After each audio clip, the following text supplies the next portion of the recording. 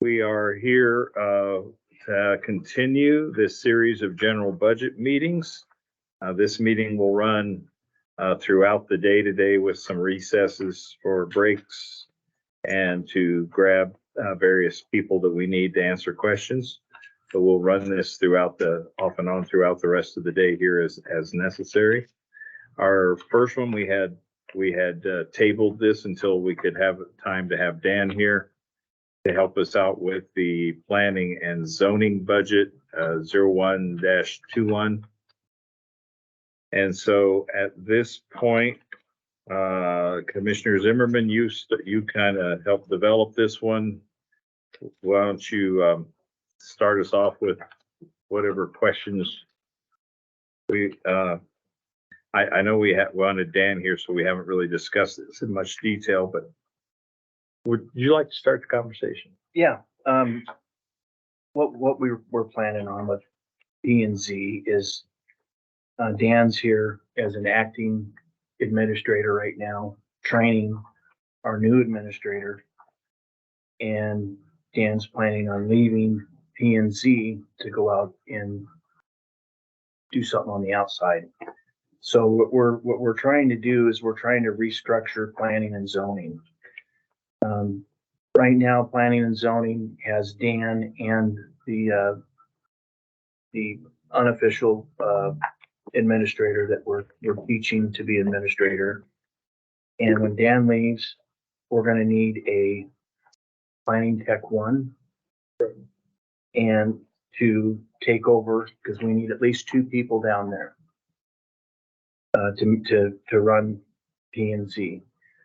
We are also looking at bringing in a code enforcement officer, and which will be budgeted $20,000 for. The code enforcement officer could be possibly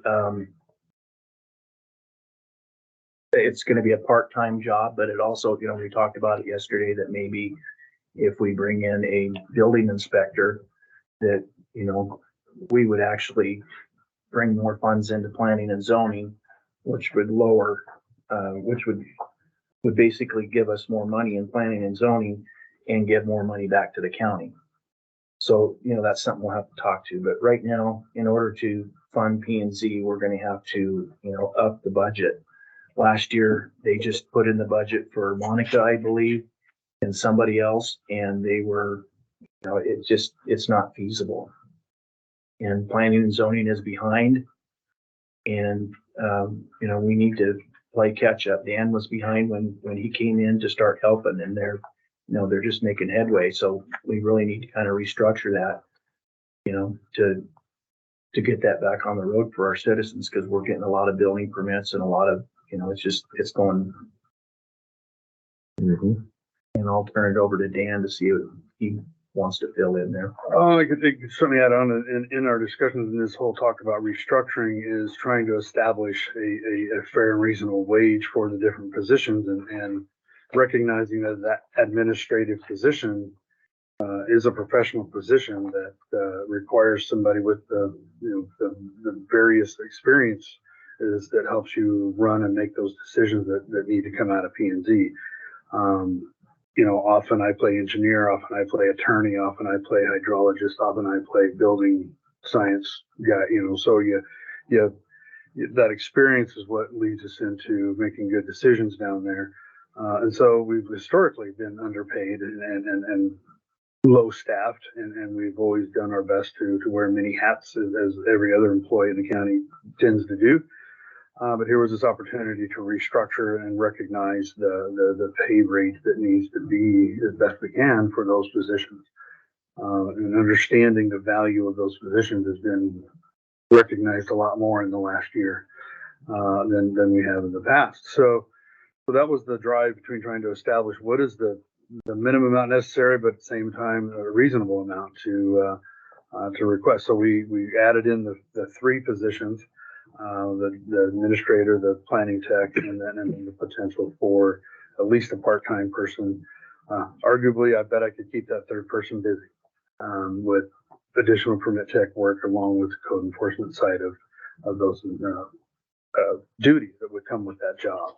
Because the code enforcement side is a very time intensive amount of work. And so it would definitely could keep somebody busy. So that was the drive between the dollar amounts for those positions.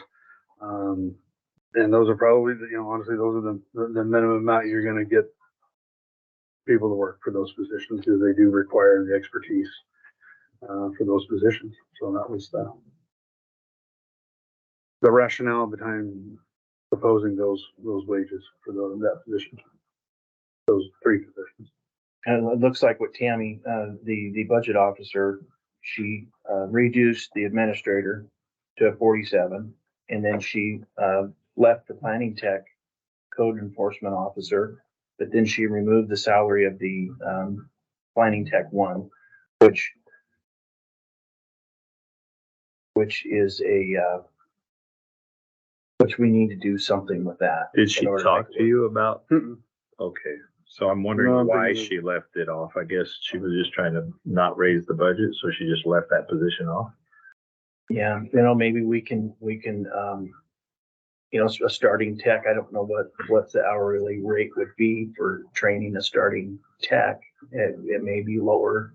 Would it be a full-time position? We had, I had proposed in here, the 41,000 was a 40-hour job at $19 an hour. Okay, $19 an hour. That And- seems like a fair, That was, and that's probably. Yeah.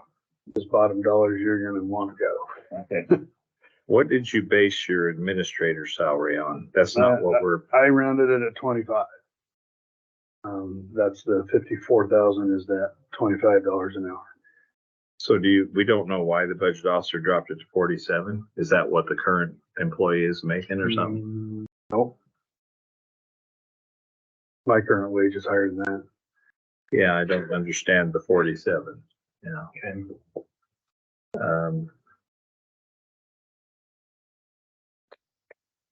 Definitely think the 41 and the 20,000 should have been swapped. If you were gonna drop one out, it would have been the 20,000, it would have been the part-time position.